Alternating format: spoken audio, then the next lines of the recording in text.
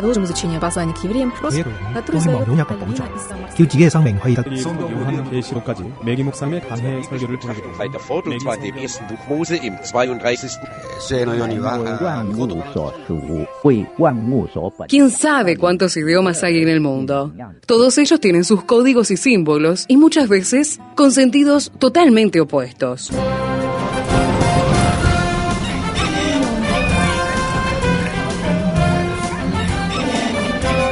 Jungla semántica. Para descifrar las palabras, para entender su raíz, para saber de qué hablamos. Jungla semántica. Nos lidera en esta expedición el profesor Héctor Leites.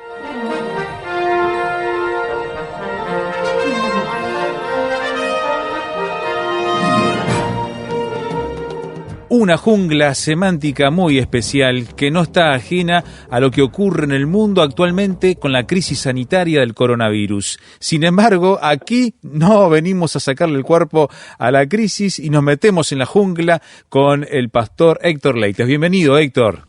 Pero ¿qué tal, Esteban? Bienvenido yo, bienvenido tú, bienvenido todos los que están escuchando. Realmente una jungla especial, ¿verdad? Estos tiempos nos traen a una jungla dentro de la casa, ¿verdad? Sí, estamos respetando las normas sanitarias de mantener la distancia física, así que Héctor está desde su casa vía telefónica y un servidor aquí grabando para justamente evitar ser agentes de propagación de cualquier cosa que pueda andar en el aire. Exactamente, estamos como a 9 kilómetros, creo que estamos bien separados, pero, sí. Pero juntos. Sí, exacto. Separados pero juntos. Gracias a Dios que la radio nos da la oportunidad de compartir esto y además con nuestros oyentes que también están enfrentando las mismas situaciones que nosotros. Exactamente. Y queremos respetar las autoridades, como decías, queremos cuidarnos, pero cuidar a los demás, y queremos cuidar el templo del Espíritu Santo. Amén. Y queremos ser obedientes, sobre todas las cosas. Igual la palabra de Dios sigue corriendo y sigue siendo glorificada, eso no se detiene jamás. No está en cuarentena la palabra de Dios.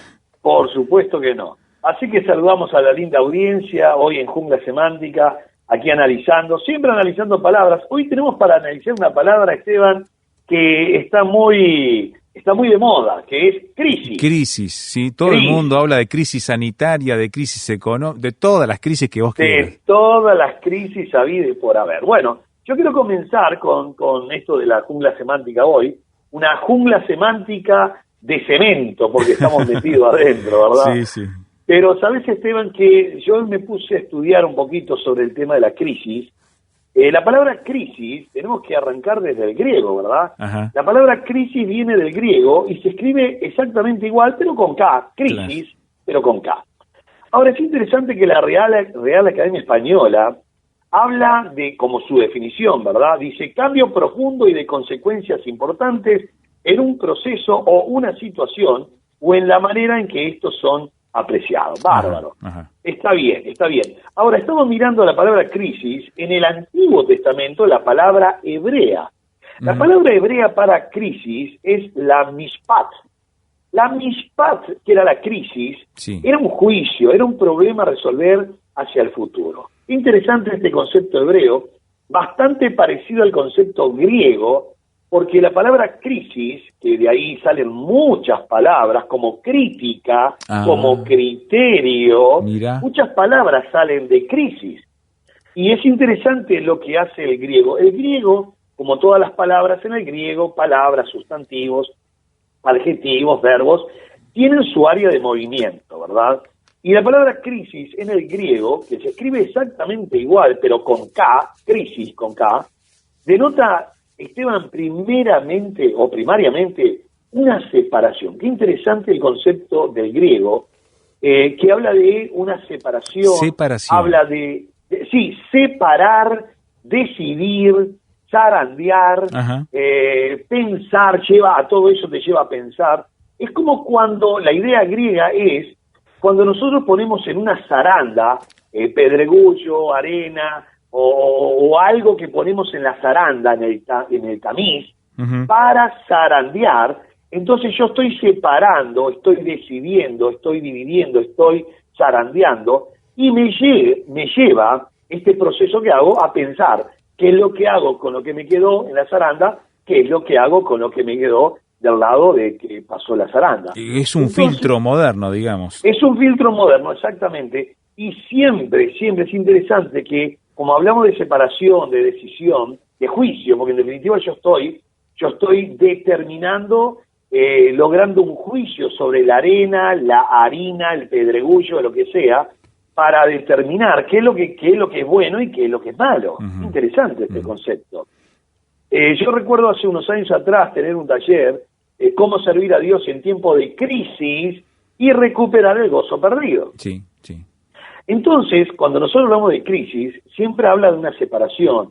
Luego viene inmediatamente una decisión. ¿Qué hago? ¿Qué hago con lo que me quedó en la zaranda? ¿Qué hago con lo demás? No voy a trabajar con las dos cosas a la vez. No. Por eso habla la crisis en el griego. La crisis habla de un juicio, una separación, una decisión, un zarandear, un separar. Y me lleva, qué interesante esto, Esteban, me lleva a pensar. Qué interesante que el concepto crisis nos obliga a pensar. Yo no voy a estar pasando la zaranda y me quedo 2 horas mirando la zaranda, la piedra que me quedó en la zaranda, la arena que me quedó abajo, y venís vos, Esteban, y me decís, Héctor, ¿qué estás pensando? Nada. No, por algo zarandeé. Quiere decir que algo voy a hacer, saco para un lado, separo para el otro, me lleva inmediatamente a obrar o pensar. Crisis en el griego es algo que se separa, a veces se rompe, y porque se rompe o se separa, hay que analizarlo. Cuando alguien, yo recuerdo cuando empezaba a estudiar electrónica, lo primero que hacía yo cuando era un adolescente era desarmar los artefactos de electrónica. Entiendo. ¿Qué era? Eran sencillos, una licuadora, una máquina de hacer helado, de aquellas antiguas que iban enchufadas, prendidas, girando adentro del congelador, aquellas nevadas antiguas, y yo las desarmaba todo. No había mucho para desarmar, no era nada electrónico, pero yo desarmaba y analizaba, ¿verdad? Muchas veces no se volvía a armar. Es muy difícil, ¿no? Sí, pero eso que no se entere mi mamá, ¿verdad? Que dice, Héctor, ¿cómo se rompió eso? ¿Qué sé yo, mamá? Las cosas tienen su vida útil. Bueno, yo era un adolescente, ¿verdad? Entonces, cuando algo se rompe, se separa, se abre, lleva a un análisis. Y esto es justamente el significado. La palabra crisis tiene siempre su área de movimiento. Quiere decir 5 cosas. Quiere decir justicia, tribunal, distinguir, separar, partir. Pero todas apuntan a que alguien tiene que tomar una decisión. Ahora, Esteban, estamos en tiempo de crisis. Sin duda alguna. Es tiempo para pensar. No es tiempo para correr, no es tiempo para salir, no es tiempo para veranear, no es tiempo para hacer camping, no es tiempo... Es un tiempo que la misma crisis te lleva a frenar la máquina, a pensar, a ver muy bien qué es lo que vas a gastar, porque esta cuarentena nos lleva también a ser un muy buen administrador, tipo, no igual, pero tipo como si estuviésemos en una guerra. Vamos a racionar, no tiremos esto porque puede estar faltando, no vayamos al supermercado a comprar muchas cosas, dejemos para que otros compren también. Te lleva a pensar, te lleva a administrar, te lleva a razonar, te lleva a ser un buen administrador, un buen mayordomo, te lleva a muchas cosas. Y en lo espiritual no hay que entrar en pánico. Claro que hay que cuidarnos, claro que hay que cuidar a los demás, por eso tratamos de no salir, lo mínimo indispensable, aunque Uruguay todavía no tiene una cuarentena obligatoria, pero la ética, la moral, el sentido común, el raciocinio nos lleva a lograr esa cuarentena para que esa curva de enfermos no sea un pico muy alto y saturen los hospitales. Entonces, siempre solicitamos que todos los uruguayos tengamos conciencia y tengamos responsabilidad de cuidarnos nosotros y cuidar a los demás. El sentido de prójimo, ¿no? Claro, eso es amor al prójimo, exactamente. No podemos decir, bueno, si yo me enfermo soy joven. No, porque tenemos personas vulnerables, las personas mayores. Si bien dicen que los niños no son tan propensos, pero los niños son los que lo propagan más rápidamente. Tenemos muchas personas vulnerables en los refugios, en las calles, en los hospitales, aún en las cárceles. Imagínate si llegara a entrar este virus en las cárceles. Dios mío. Con la cantidad de gente que hay. Entonces hay que tener cuidado y cuidar al prójimo. Ahora, todo esto nos lleva, esta crisis, de esta palabra crisis, ¿verdad?, que está compuesto de dos cosas muy importantes. Un verbo, que es el verbo en infinitivo krinein, que significa separar o decidir o dividir. Crisis es algo que siempre se rompe, se analiza. Y la palabra también, el verbo separar, decidir, dividir, krinein, y el sufijo sis, porque es crisis. El sufijo sis en el griego, nosotros lo utilizamos sin darnos cuenta, pero nosotros decimos dosis. Es verdad. Parálisis. Es verdad. Dice, ¿qué será ese sis? ¿Y será un nos o un sis? Dijo uno, ¿verdad? No, ese prefijo o sufijo, en realidad, en griego, sis, indica siempre una acción, ¿verdad? Indica siempre algo que se hace o se lleva a cabo. Sí. Entonces, la crisis es siempre separar, decidir, y te lleva esa acción a pensar. ¿Por qué? Porque si nos ponemos a pensar, cuando nosotros hablamos de crisis, hay elementos que son comunes en todas las crisis. Primero hay un hecho que genera el problema, ¿verdad? La pérdida de trabajo, una enfermedad, una escasez, algún problema económico. Siempre hay algo, la pérdida de un familiar, que hay un elemento común que te lleva a comenzar algo de la crisis. Pero el segundo elemento es el elemento vulnerable de la persona. Te agarró cansado, te agarró enfermo, deprimido, te agarró con el mecanismo de defensa bajo, te agarró con el circadiano quebrado. Y déjeme decirle, querido amigo, en este día, que si usted no quiere contraer el virus, usted no puede estar con temor. Le voy a explicar el por qué. A ver. Porque el temor y el miedo está comprobado empíricamente que hace bajar las defensas. Claro, y entonces la inmunidad del cuerpo se ve resentida. Exactamente. Así que, querido amigo, si usted no quiere contraer el coronavirus, no tenga miedo, confíe en Dios. Matamos dos pájaros de un tiro. Usted, al no tener miedo, levanta las defensas, y al no tener miedo, indica que está confiando en Dios, sin ser precavido, pero confiar en Dios. Y estamos guardando todas las prédicas, devocionales, estudios, con una carpeta que se llama COVID-19, para recordar en un momento cómo Dios siguió siendo fiel a pesar de todos los problemas. Porque eso es lo que hay que recordar, ¿verdad? No recordar lo malo, la economía, sino recordar que seguimos teniendo un Dios que es soberano, eterno, Rey de reyes y Señor de señores. Estábamos mirando, Esteban, y para redondear un poquito el tema de la crisis, porque quiero mostrar ahora cómo la vida de José en Génesis, cómo él no permitió que las diferentes adversidades y vicisitudes de la vida le golpearan. Estábamos hablando de los elementos. El primer elemento de una crisis es el suceso o el hecho que genera el problema. La pérdida de trabajo, accidente, pérdida de un familiar. El segundo elemento es el estado vulnerable. Por eso yo le decía al oyente, el cansancio, estar enfermo, deprimido, con la rebaja de los mecanismos de defensa muy por debajo de los valores, y todo esto, romper el ciclo circadiano por algún cansancio especial, todo esto nos lleva también a que estemos vulnerables con ese problema. Yo me he dado cuenta en la consejería, Esteban, que cuando una persona se acerca y llora, no está llorando por el problema que me está contando, sino que está llorando por una sumatoria de problemas que no pudo resolver. Y ese que me está contando, tal vez, es muy insignificante, pero es la gota que rebasó el vaso. Que rebasó el vaso. Por eso el tercer elemento es el factor precipitante, o sea, la gota que derrama el vaso. Algunas personas se defienden muy bien durante un periodo de prueba largo, Esteban, mucho tiempo.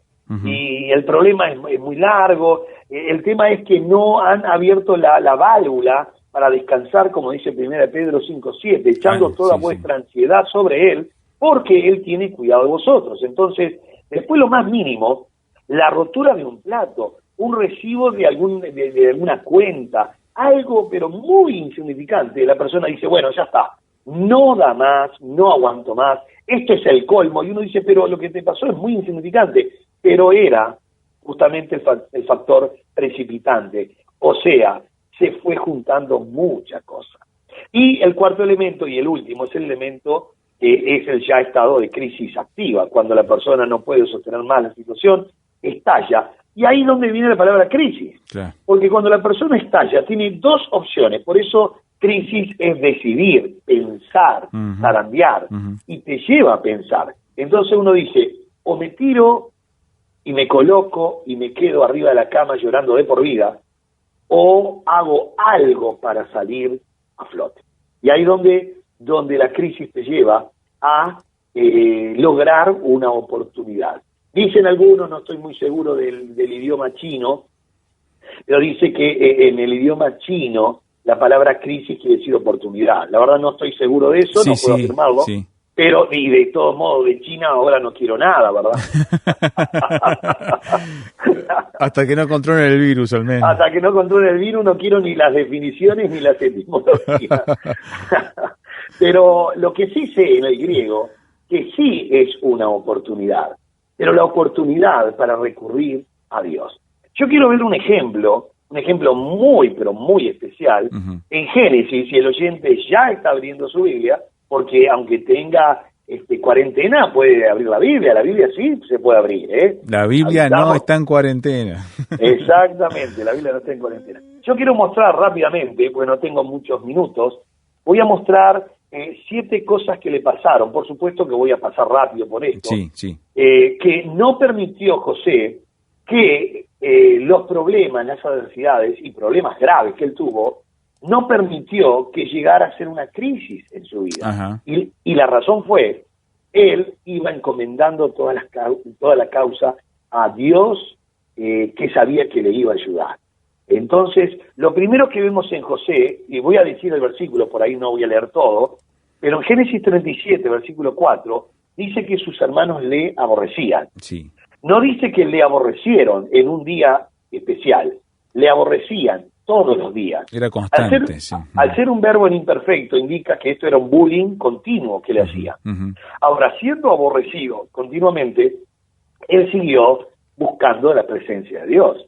En 37:11 de Génesis, dice que sus hermanos le tenían envidia. Y no dice le tuvieron en un día especial que él se compró algo muy bonito. No, continuamente él estaba recibiendo esta envidia de parte de sus hermanos. Entiendo. Pero él no permitió que la crisis llegara a su vida.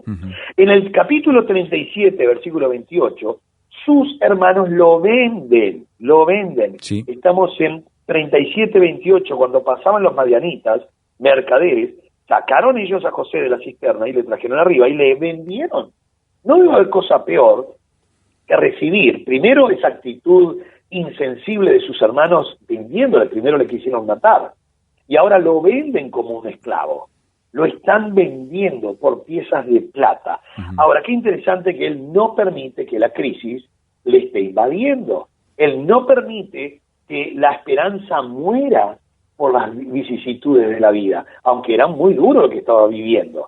En el capítulo 39 de Génesis, versículo 1, dice que él fue ahora esclavizado. Dice, llevado pues José a Egipto, Potifar, oficial de Faraón, capitán de la guardia, varón egipcio, lo compró de los ismaelitas que lo habían llevado allí. O sea que ahora José no es un aborrecido, envidiado y vendido, ahora es un esclavo. Ahora, qué interesante que es un esclavo, realmente un esclavo, pero la palabra de Dios no estaba presa. Interesante. Sí. Él está esclavo, dice 39:1. Inclusive, por comportarse bien en la casa de Potifar, la esposa le hace un engaño y quiere acusarlo de un hombre perverso. Y dice 39:14, llamó a los de la casa y les habló diciendo, mirad, nos ha traído un hebreo para que hiciese burla de nosotros. Vino él a mí para dormir conmigo y yo di grandes voces. En realidad esto es mentira. José quería respetar a Dios, a Potifar, a su esposa, a su propia vida. Él no quería, pero la esposa de Potifar sí quería dormir con él. Entonces, como él no quiso, esta mujer despechada grita, miente y dice, este esclavo quiso dormir conmigo. Por supuesto, ahora no solo es un esclavo, sino que dice 39:20, Y tomó su amo a José y lo puso en la cárcel, donde estaban los presos del rey, y estuvo allí en la cárcel. Ahora, Esteban, y querido amigo, para ir finalizando, déjeme decirle que no solo fue aborrecido, envidiado, vendido, esclavizado, calumniado, ahora está en una situación más que infrahumana, porque el 39:20 dice, ¿dónde estaban los presos del rey? Estos presos del rey, Esteban, eran los criminales de Estado, los que sufrían más severidad y más vigilancia, y la comida era comida de hambruna, literalmente. Mirá vos. Un vasito de agua con un pedacito de pan duro. Claro. Ahora, ¿cómo puede alguien estar en esta situación más que infrahumana cuando él está haciendo las cosas bien? Ahí viene la pregunta, Dios, ¿por qué no me ayudas? Dios, ¿por qué no estás conmigo? Ahora, él no permitió que la crisis invadiera y matara su esperanza. Sí. Y cuando está preso, ya terminando la historia, allí en el capítulo 40, versículo 23, dice, y el jefe de los coperos no se acordó de José, sino que le olvidó. Mirá, ahí la historia es larga. Quedó desamparado. Sí, porque le dijo que lo iba a ayudar, que cuando saliera a la cárcel iba a interceder, a hablar y un montón de cosas, y resulta que cuando salió el otro se emocionó de estar libre y no se acordó de José. O sea que además de calumniado y en la cárcel, olvidado. Ahora, olvidado por los hombres, por los panaderos y los coperos, pero nunca olvidado por Dios. Querido amigo, sepa algo. Usted puede ser olvidado por un vecino, tal vez en estos días de cuarentena, en estos días que usted no sale, olvidado de sus familiares, no le llaman, no se conectan, pero nunca olvidado de Dios. José nunca permitió que la crisis invadiera su vida e hiciese morir su esperanza. Amén. Él, cuando se reunió con sus hermanos, les dijo, miren que ustedes no me trajeron aquí, fue Dios que me ha traído aquí. Es interesante esto cuando dice, Dios es el que ha traído todo esto. Por eso en 45:8 de Génesis dice, así pues, no me enviasteis acá vosotros, sino Dios. Se había pasado unos cuantos años y ahora sus hermanos van a buscar comida. Y él se presenta y dice, yo soy el hermano que ustedes vendieron. Y todos se asustaron, pero él dijo, muchachos, no se hagan problema, había un plan de Dios. Querido amigo, querido vecino, querido hermano, usted que está allí escuchando en estos días difíciles de crisis a nivel mundial, usted y yo no estamos en crisis. Amén. Estamos en cuarentena, pero la palabra de Dios no está presa. ¿Sí? Nótese que es interesante lo que estamos leyendo y quiero que lo recuerde, ¿verdad? Yo estoy yendo para atrás justamente para decirle que en 39:20 dice, y tomó su amo José y lo puso en la cárcel donde estaban los presos del rey y estuvo allí en la cárcel. Pero el 21 dice, pero Jehová estaba con José. Amén. O sea, él estaba preso, él estaba privado de algunas y de muchas cosas, como tal vez usted en este día, por estar en cuarentena, por estar en una situación difícil en su país, en nuestros países, tal vez somos privados de muchas cosas, pero nunca podrán privarnos de la comunión con Dios. Que esa sea nuestra fortaleza. Esa es nuestro pronto auxilio en los momentos de necesidad. Querido amigo, que Dios le bendiga ricamente y anote este devocional, anote esta palabra, anote todos los versículos y déjelo en un papelito y póngalo, prédica en una semana del COVID-19, coronavirus, y en un par de años usted va a decir, uy, qué momento pasamos aquel, pero ¿sabe qué, querido amigo? Esto también va a pasar. Esto también va a pasar. Dios le bendiga ricamente. Nos reencontramos, Dios mediante, o en Radio Transmundial o a 9 kilómetros de donde está Esteban.